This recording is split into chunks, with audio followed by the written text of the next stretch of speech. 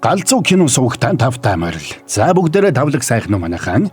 Энэ удаад буруу та нартай 2005 онд гарч байсан A Bittersweet Life гэх энэ галзуу киног ярихаар сонголоо. Инха Борогийн тоглосон нэлээд өндөр үнэлгээтэй жоохон хуучных ч гэсэнтэй энэ кино галзуу санагдсан учраас хэдэн боронууд нь ярихаар сонгосон байна гэж. За тэгэхээр энэ галзуу сонирхолтой киног чанар технологиор тэргүүлэгч 80 жилийн түүхт мах Impex хувьцаат компанитай хамтран хүргэж байна. Та нар маань тэгээд мөн буруугаа дэмжиж лайкаар булаад өгцгөөгөөрэй. Бас галзуу кино Instagram хуудасаа дагах мартаа. Ингээд энэ галзуу киноны тайлбараа эхлүүлцгээе.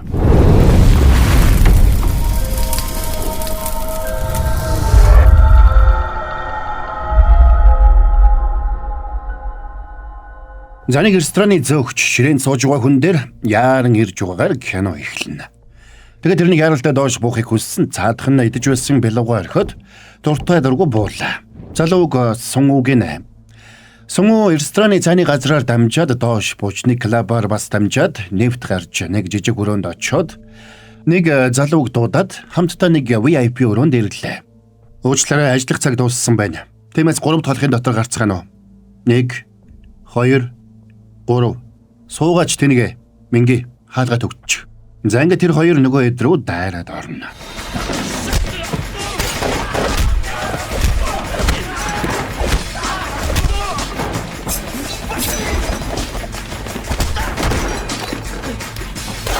За ингээд мен сонгоо нөхдүүдийн учрыг олцоход дэшээ гарч юу ч болоогүй юм шиг ресторанынхаа орлогыг авчихад дараагтаа хааж байгаагаа мэдэгдлээ. Тэгээд цонхоор хотын бараг ширтэнгээ аяг кофе уугаад хэлсэг зогсно. Маргааш нь сонгоо босстойгоо хамт хоол идээд сууж байна. Боссыг нь кан захирлаг нэ. Өчигдөр орой вип өрөөнд нь асуудал гаргасан нөхдүүд кан захирлын өрсөлдөгчийн хүү бэг захиралгчийн хүмүүс байж. Бэг захирал өмнө нь мөнгө хүлэгч байж байгаад одоо манай бизнесийг сонирхоод байгаа гэж би сонссон. Зөв өмнөд Аз руу үйл ажиллагаагаа өргөжүүлж байгаа гэсэн. Урд нь Оросоос охтууд зөөдөг байснаа болоод одоо Филиппинээс зөөж эхэлж байгаа юм да. Эцэг нь хээр алаг бол унаг нь шир алаг гихчээр аавыгаа дөрөөс музайлаг байх нь. За тэгсэн хаалга тогшоод гаднаас нэг залуу орж ирсэн нь Мөнсүг гэгч залуу байлаа. Сунгуу дээд давхрын рестораныг Мөнсүг доод давхрын цэнгэний газрыг хариуцдагч өчигдрийн зодооны үеэр Мөнсүг эзэггүй байсан учраас Сунгуу дуудагдж очсон нь тэр байж. Мөнсүг өчигдрийн болсон явдлыг ноцтой зүйл биш гэж булзааруулах гэж оролдсон ч кан захирал тэрнийг шууд хөөгд гаргана. Чиний замаас бас нэг өрсөлдөгч зайлах нь бололтой. Чиж хурдан дэжилж байна шүү. Гэхдээ болгоомжтой л байгаарай. Чи 100 ажлыг зөв хийсэн чи нэг алдаа гаргахад л бүх зүйл дуусна. Ойлголоо. Би санаж явъя. Тэгэл кан захирал бэг захиралтай хуулзаж энэ асуудлыг шийдчихэд чухал ажлаар Шанхай явах учраас үлдсэн бизнесээ тэрэнд төрөх хариуцуулах бодолтойгоо хэллээ. Гол нь кан захирал өөрийн залуу найз бүсгүй хийсүг анхааралтай ажиглаж байхыг захидаг. Учир нь нэг залуутай холбоотой байж магадгүй гэж хардаж байгаа юм байна. Тиймээс кан захирал 3 хоног хийсүгээс холдохгүй ажиглахыг захина. Би хийсүг тэр залуутай ямар ч холбоогүй гэж найдаж байгаа. Гэхдээ юмыг яаж мэдэх вэ? Тэд холбоотой байж тааруул шууд надад мэдэгдээрэй. Эсвэл чи өөрөө тэднийг зүйл дуусгаарай. Тэгээд кан захирал Шанхай дахь утасны дугаараа үлдээн. Маргааш нь Сунгуу боссынхаа өгсөн хаягийн дагуу хийсүгийн гэрийн гатаа очлоо. Тэр гартаа боссынхаа үлдээсэн хайрцагтай бэлгийг барьжээ. Тэгээд дотогшоо орж боссынхаа бэлгийг дамжуулж өгөхөд хийсүч бэлгийг задлж үзэж байна. Бэлэг нь хосшоор шувуутай ширээний чийдэн байсанд хийсү баярлана. Тэгсэн хийсү рүү нэг хүн залгасанд тэр сандраад Сунгууг явахыг хүснэ. Сунгуу жолоочор нь ажиллах даалгавартай гэсэн ч цаадах нь надад жолооч хэрэггүй гэж зүтгэсэн учраас Сунгууч төрүүлж гараад машиндаа суугаад хүлээдэг. За тэгсэн удалгүй нэг машинтай залуу ирж хийсүг аваад явсанд Сунгууч дагнаа. За ингээд тэд өдөржин хамт байсан бол Сунгууч нууцаар дагаж хоол идэх үед нь зэрэг хоол идэж машинтай явахт нь хойноос нь дагсаар. Орой болоход нөгөө хоёр клуб орсонд Сунгууч дагсаар.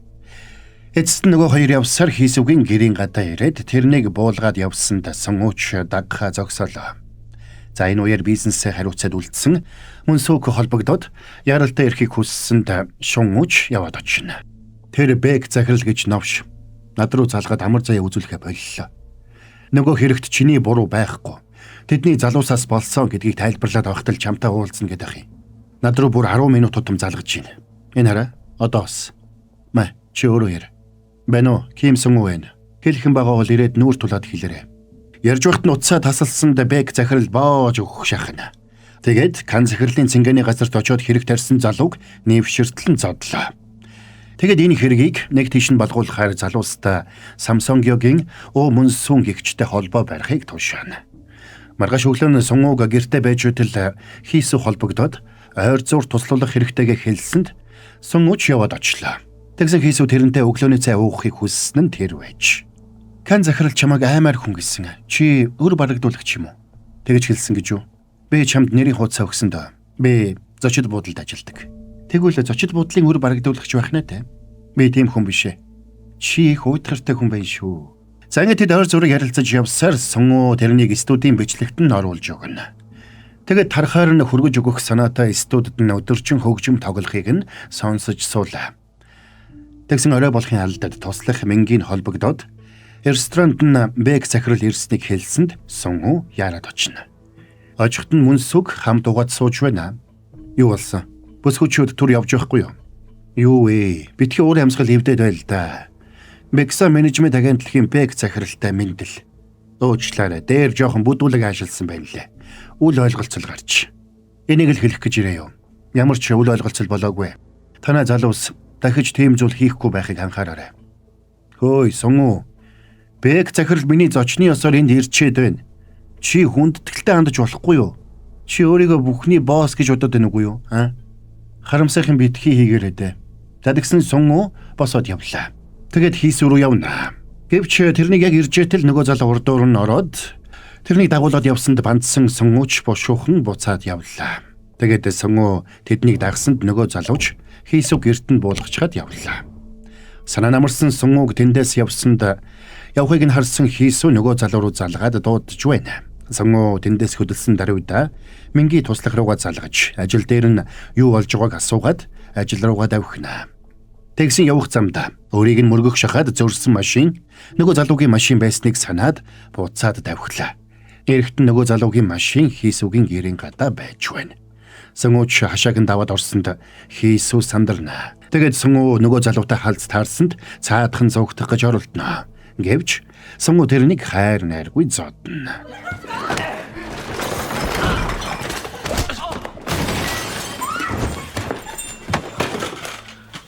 За тэгэд босс руугаа залгана. Хин рүү залгаж байгааг мэдж байгаа зү.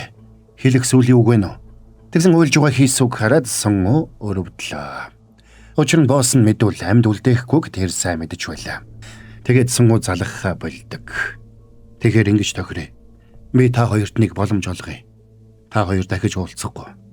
Хэрвээ уулзахгүй бол өнөөдрийн болсон явдлыг би болоогүй гэж бодъё.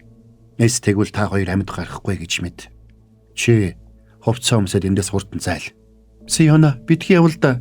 Сиона залууг явсны дараа хийсүү болсон явдлыг мартах боломжгүйг хэлж энэ шийдэл асуудлыг түр хойшлуулж байгаагаас цаашгүй гэж уралдаг. Хариуд нь Сун-уу энэ асуудлыг шийдэх хамгийн зөв гарц энэ гэдгийг тэрэнд тайлбарладаг. Оройн Сун-ууг буцаад явтал машинтай залуус өднө. Сун-уу хиндэ бие барьж байсан ч тэсэлгүй хойноос нь хөөдөг. Тэгээ замыг нь хааж зогсоод машинаасаа буулаа. Нөгөө хэдэж тэрнийг сургаж өгөхөөр машинаасаа бууцгаана.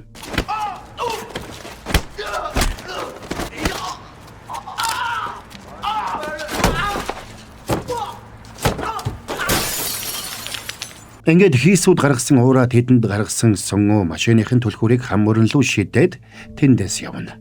Тэгэд байрны доорх зогсоолд ирээд тэнд хэн нэгэн өөрийг нь хүлээж байгааг мэдэрнэ. Тиймээс багажнаасаа бейсболын цохиур гаргаад тэр хүнийг гарч ирэхийг шаардаад хашгирлаа. Тэгсэн нэг залуу гараад ирсэнд Сун-уу цохиураа шиддэг. Би Самсонгёгийн Мун-сун байна. Чиний хэн байх ч надад хамаагүй. Зүгээр хүрээдэр. Би өнөөдөр ууртай байна. Тавшир. Би зүгээр үг дамжуулах гэж ирлээ. Уучлалгүй. Тэгвэл ямар ч асуудал үүсэхгүй. Миний буруу байжээ гэсэн 3 үг л хангалттай.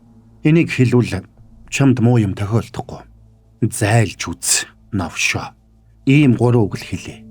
Тэгэд нүднээс нь далд орохыг тушаасанд залууж яваад өглөө. Маргааш нь кан захирал ирсэн чи сонгоо болсон явдлын талаар хэлсэнгүй. Тэгээд хийс рүү залгахад утсаа авсангүй. Учир нь кан захирал шууд хийсүгийн герт ирсэн нь тэр байж. Оройн сонгогийн нойр нь хулчаад оройжин элдвийг бодно. Тэгсэн герт нь 3 Филиппин залуу сэмхэн орж ирээд дайрна. Тэд гартаа жижигхэн борохоо барьсан учраас сонгоо тэднийг дийлсэнгүй.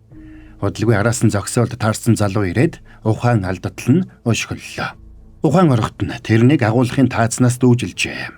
Доодох шалыг нэг хөгшин эмэгтэй арчиж байсан ч тэр нь Филиппин хүн учраас сонгоо яриаг нь ойлгодог. Бодлогын агуулгын хаалга нээгдээд гаднаас бэг захирал залуустайгаа орж ирлээ. Хөөе сонгоо, яасан бэ?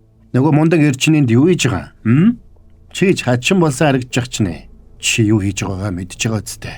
Ингэж хэлсэн даруйд нь нөгөө нөхөр жижиг борохоогоор айтартал нь цавхлаа. Нэш. Энэ муутай ингэж цаг алдж явахаар наадхаа бошуухан зүйл дуусгачих. За ингэ залуус цус болсон уудан халаатыг нээсэнд цаана нь хүн тамалдаг байрын хэсэг харагдана.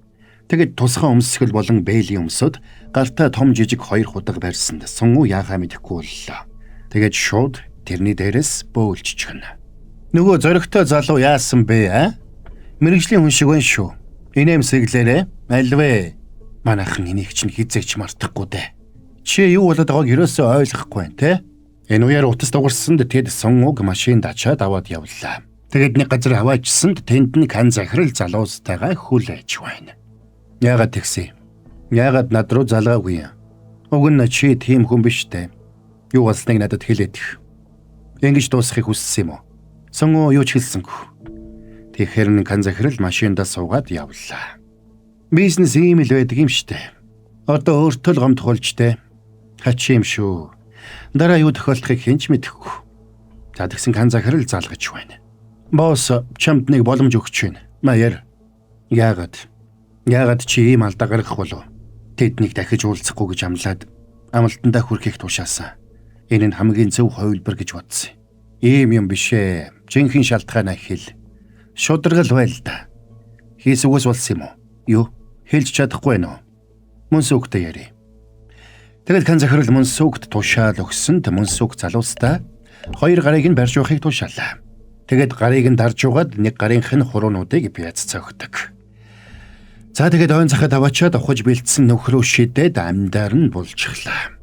За сори манайхаа нэг төр пауз авчих. Яг үг гэхээр борон та нартай гялс хамтран ажиллаж байгаа чанар технологиор тэргүүлэгч 80 жилийн түүхт Махимпикс хувьцаат компани монголчуудад зориулсан нэг галзуу юмыг сонирдуулах юм. Махимпикс хувьцаат компани түүхт 80 жилийн ойгоо өгтөн 80 ацтантай урамшуулалт хөтөлбөр зарлалаа. Та урамшууллын дугаар болон QR код бүхий тагтай нийслэл хям, бэлтгэгта салями, малчин хям, онцгой чанмал хям, зочид чанмал хям, дээж чанмал зэрэг бүтээгдэхүүнүүдийг худалдан аваад таг дээрх QR кодыг уншуулан промо цэг Махимпикс цэгийн вебсайтад нэвтэрч урамшууллын дугаар болон баримтын зургийг бүртгүүлээд олон бэлгийн эзэн болоорой. Чанар технологиор тэргүүлэгч 80 жилийн түүхт Махимпикс хувьцаат компани. Хэсэг хугацааны дараа сонгоо нүхний хажуугийн хатуу эргийг дагаж зүтгэсээр шавраас гараад ирнэ. Хөөх лагима. Нүхэ арай гүн ухах үедээ хэдүүлээ. За яг хөө нэгэнд гараад ирсэн юм чинь одоо амьд үлдэх хэс. Тэгээд мөн сүг гутал шидэж өгөөд даралттай усаар шүршээд шаврыг нь арилгалаа. Тэгээд бас нэг цүнх шидэж өглөө. Наа цүнхэнд чинь чамд зориулсан бэлэг байгаа. Нэгэд үз. Хүний амьдралаар тоглох хэрэггүй шүү. Хөөх. Үхчихэж бас хүн сургах нэ. Эйш. Чамд босс 15 минут өгсөн. Юу гэж хариулахаа хурдан бодоод хариул. Тэр жил юндуугт юу болсныг санаж гинөө. Чи тэрэнд одоо буцах замгүй болсон. Хувь тавилантайгаа эвлэр гэж хэлээд сарвууг нь бэц цогччлээ. Гайхалтай байсан шүү. Одоо чи өөрөө тийм байдалд ороод байна. Босс нэг аятайхан хариу өгөхгүй бол энэ удаад бид 3 дахин гүн нөх ухах шүү. Мэ. Ингээд мөн сүг утсыг атгуулад босоод явсанд сонгуугийн шарн хөдлөөд тэнд байгаа залуусыг тойруулаад харна. Тэгээд эргэн тойрны ажиглаж байснаа утсыг нээлээ. 15 минутын дараа мөн сүг ойртоход сонгуу босстойгоо утсаар яриад уучлал гуйж байх шиг байна. За яасан? Уучлал гуйсан уу? Чи чадстай гарав шүү. Аль утсаг өтөх. Юу вэ? Батрейг нь яагаад салгацсан? Задагсан сунгуу атгаж байсан батрейгаар нүрийг нь зүсээд газраас блокны хэлтэрхий аваад тэнд байсан залуус руу дайраад орно.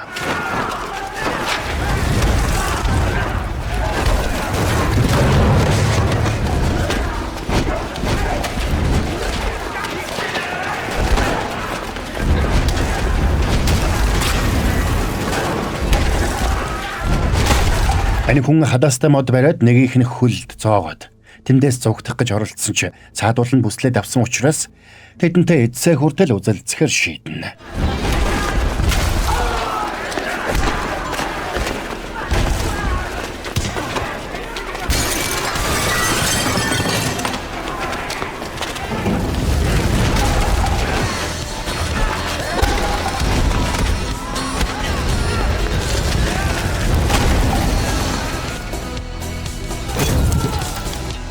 Тэгээд сунгуу машинд суугаад нөхдүүдийг хайр найргүй мөргөж эхэлнэ.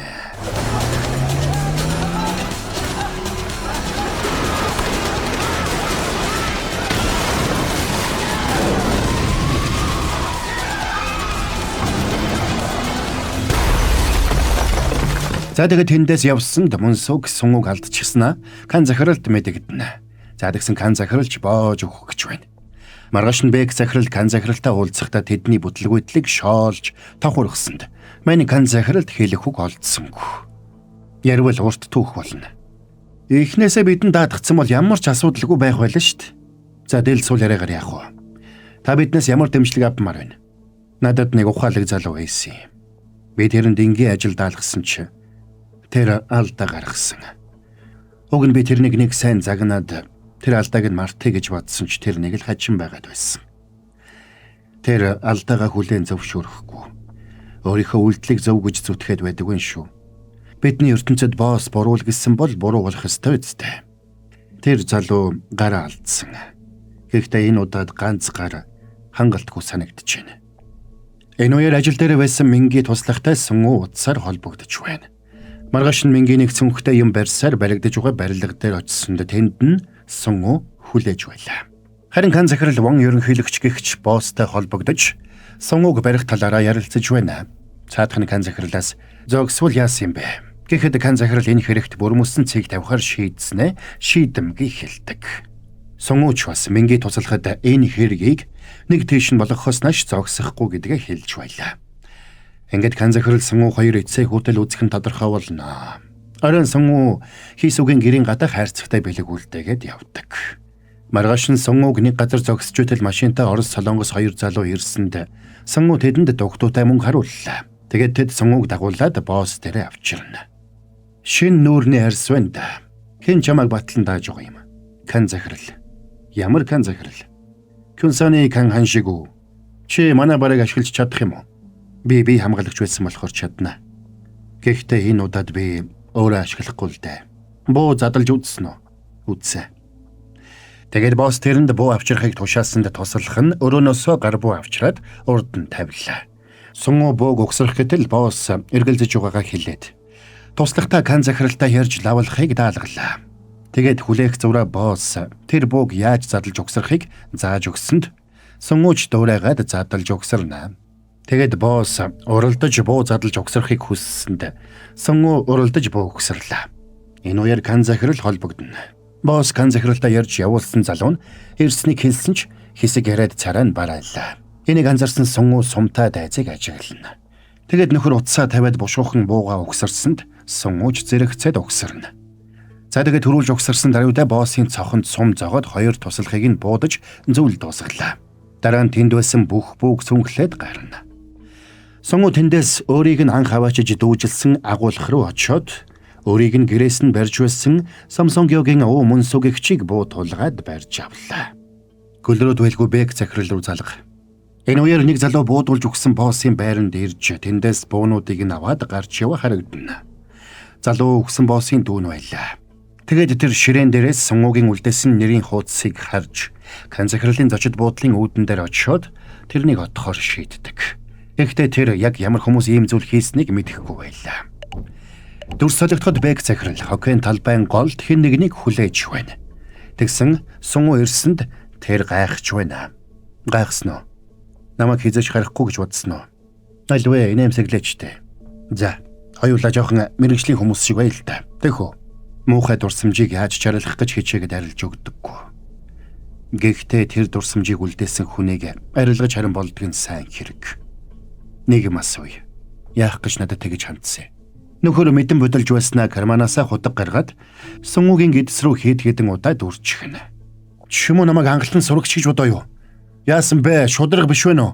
Хөөе. Амьдрал угаасаа шудраг биш байдгийн заяа. Босоод ирээ. Би чамайг сургаад өгье. Энэ зур Сунгуу сүнхнээсээ бууга гаргаж ирээд бэг захирлын хөл рүү буудаад унаглаа. Байж гараа. Хүлээж ил да. Тэгээд нөхөр цугтах гэсэн ч Сунгуу хэд хэдэн удаа буудаад гүйцэлээ. Сунгуу тэндээс гараад нэг таксинд сууж хотын төв рүү явна. Замдаа Кан захирал руу заалгана. Та буруу хүнтэйгээ зурлалаа да. Мэдээтэй л байгаарай. Сунгууг барьсан Филиппин нөхдүүдийг агуулгахдаа ирэхэд тэр боссыг нь өөртөө адилхан таазнаас дүүжилсэн байсанд цаадуул нь Сандрад гүгэд ирцгэн. Нөгөө нөхөрч бууж ирсэн даруйда бэг захирал руу залгасан ч нөгөөх нь яаж утсаа хавдаг хөрхий. За өрөө Кан захирал. Сунгуугийн туслах байсан Мингийг дуудаж тэрнтэй уулзсан эсхийг байцаасанд Минги тэрэнд юу ч хэлсэнгүй. Уран хүрсэн Кан захирал ухаан алдтал нь ширээ мөргүүлээд гараад явна. Харин Хисүү Сунгуугийн гэрийнх нь гадаа үлдээсэн бэлгийг задлаад дотроос нь ширээний чийдэн гарч ирсэнд гайхлаа. Кан захирлын зочид буудлын арын хаалган дээр нөгөө залуу ирчихсэн Сунгууг хүлээж байсан ч тэр мөчид тэрнийг анзааралгүй дотог шоруулчихна. Энэ хоёр Кан захирлын зочид буудалд хэд хэдэн бүлэглэлийн боссууд цуглаж исэн бол Сунгуу зочид буудлын 0-д бууга бэлдээд шархаа бооно. Яаж яваад ийм дээрээ тулчвта. За яах зүгээрээ. Тэгээд арын хаалгаар орж Мөнсүгтэй хаалц таарлаа. Нөхөр шууд худаг гаргасан ч Сунгуу өчиггүй буудаад унгана. Тэр эхлээд хуруунуудыг нь тас буудаж дараа нь хөлийг нь буудсанд нөхөр хөдөлж чадахгүй боллоо. Тэгээд Сунгуу зөвл дуусгадаг. Энэ үеэр Самсонгиогийн Мөнсүний залуучууд ирж зочид буудлын арын хаалгаар орсонд нөгөө залуус жахыг нь аалсан хүмүүс тэднийг байна гэж бодоод бууга сумлаад араас нь орно. Харин Сунгуу хоёр харуулыг зөвл дуусгачаад лефтер дэшээ өгсөж байлаа. Тэгээд замдаа таарсан хүн бүрийг өчиггүй буудсаар боссуудын байгаа өрөөл рүү яваад орно. Тэгсэн Кан захирал өөдөөс нь нэрлээ. Байдлыг хөндрүүлээд яах вэ? Энэ бол миний эцсийн зогсоол. Надад өөр очих газар байхгүй. Тэгээд өхөж ирсэн хамгаалагчийг буудаад унгадаг. Ийм дээр нь тулгахтай итгэлтэй байна уу? Яагаад надад тэгж хандсан юм бэ? Яагаад чи намайг доромжилсан? Тийм юм биш ээ. Жинхэнэ шалтгаанаа хэлээч. Би бодоод ерөөсөө ойлгохгүй байна. Хэлээд гэж намайг үнэхээр алах гэж байсан юм уу? Би чамд 7 жилийн турш нохоо шиг зүтгэсэн байх туу. Хэлээч. Чамд юу тохиолдов вэ? Хийсүгээс болсон уу? Ингэх хэрэггүй дээ. Тэгсэн Сунгуу зүрх рүү буудсанд тэнд байсан хүмүүс бүгдээрээ цочордлоо. Одоо цаг хугацааг ухрааж болохгүй үстэй. За тэгээд бууд хас хийж Самсонгиогийн Мөнсү мань хүнийг буудаад унаглаа. Тэгээд Филиппин залуустайгаа ойртоод ирсэнд шаргацсан Сунгуу хариу буудаж ширүүн буудалцаан болно.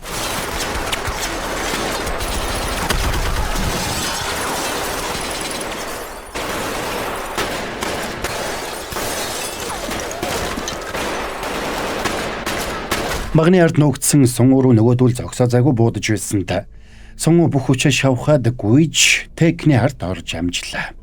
За тэгээд нөгөөдөл Тэкийг бүсэлсэнд Сунгуу буугаа сумулж хүлээнэ.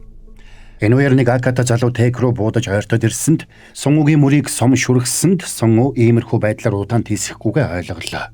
Тэгээд хүчээ шавхаж босч ирээд шууд Тэкний хажууд байсан хоёрыг буудаад унаглаа. Тэгсэн цааш хоёр алхаад суманд оногдоод унна. Энэ үеэр худалдаачин боссын дүү замдаа таарсан эхний Филиппин залууг нам буудаж унгаад дотогшоо ордог. Тэгээд тэндээс зогтож гарах гэж байсан сүүлчийн залууг буудаад Сунгуу дээр ирлээ. Тэрний барьсан бүг хараад ахыг нь алсан хүн Сунгуу болохыг ойлгоно. Сунгуугийн өмнө очиход биеийн дээрх шархнаас нь цус олгойдод гойжиж байна. Цус алдаж ухаан нь баларчсан Сунгуу хүчээ шавхаад хийсрүү залгасан ч хахад цацаад утсаа барьж чадлагүй унагчна. Байна уу? Ухаан нь балартаад нэг ч үг хэлж чадсангүй. Нүдэнд нь хийсвгийн хөгжим тоглож байсан өөрлөн нэмсэглээд харж байсан дүр зураг харагдана. Арай л хатуу хорвоо юм да. Энэ бүхнийг дурссан байна хүний нүднээс нулимс урсгад буундуу тасгиж нөгөө залуу духанд нь сум зоосонд сон өглөө гэж. Нэгэн ухаантай хүний шав унтаж босч ирээд гашуудан ойлжээ. Багш нь тэрнээс чи яагаад ойлав? Хард орж зүудлээ юу? Гэхэд үгүй гэжээ. Гонигтай юм зүудлээ юу гэхэд үгүй гэжээ. Тэгээд чи юу зүудэлсэн бэ гэхэд би жаргалтай зүуд зүудлээ гэж хэлжээ. Багш нь тэрнээс тэгвэл чи яагаад ойлсон бэ гэхэд энэ жаргалтай зүуд амьдрал дээр хизээж биелэхгүй учраас гашуудан ойллаа гэжээ. Ингээд кино маань конец фильм. За энэ галзуу киноны тайлбар маань энд хүрээд дуусч байна. Яа. Манай хагшнараас л кул бай шүү, кул байна. За энэ галзуу сонирхолтой киног хэдэн бороонууд нь чанар технологиор тэргүүлэгч 80 жилийн түүхт Mach Impix хувьцаат компанитай хамтран хүргэлээ. Mach Impix хувьцаат компани түүхт 80 жилийн ойгоо өгтөн 80 ацтантай урамшуулалт хөтөлбөр зарлалаа. Та урамшууллын дугаар болон QR код бүхий тагтай нийслэл хям, бэлтгэгта салями, малчин хям, онцгой чанмал хям, зочид чанмал хям, дээж чанмал зэрэг бүтээгдэхүүнүүдийг худалдан аваад таг дээрх QR кодыг уншуулан промо цэг Mach Impix цэгийн вебсайтад нэвтэрч урамшууллын дугаар болон баримтын зургийг бүртгүүлээд олон бэлгийн эзэн болоорой. Чанар технологиор тэргүүлэгч 80 жилийн түүхт Mach Impix хувьцаат компани. Тэгээд мөн бороогийн тайлбар ойлгомжтой байж таалагдсан бол та нар маань лайкаар бөмбөгдөөд өгөөрэй. Бас галзуу кино Instagram хуудасаа дагаараа манайхан. Хэдүүлээ тэгээд дараагийн бас нэг галзуу киноны тайлбараар эргээд уулзцгаая.